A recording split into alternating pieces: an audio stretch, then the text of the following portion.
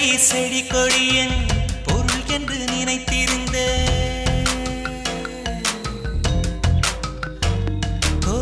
பூக்களை செடி கொடியன் பொருள் என்று நினைத்திருந்தேன் பூவை உன்னை பார்த்த பின்னே பூக்களின் மொழி அறிந்த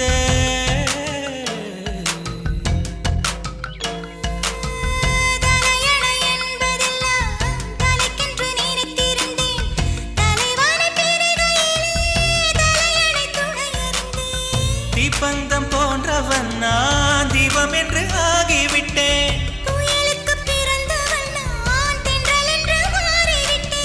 கருங்கலை போன்றவன் நான் கற்பூரமாகிவிட்டேன்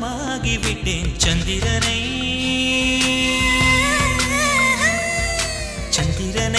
தொட்டது யாராம் ஸ்ட்ராங்கா அடியாம் ஸ்ட்ராங்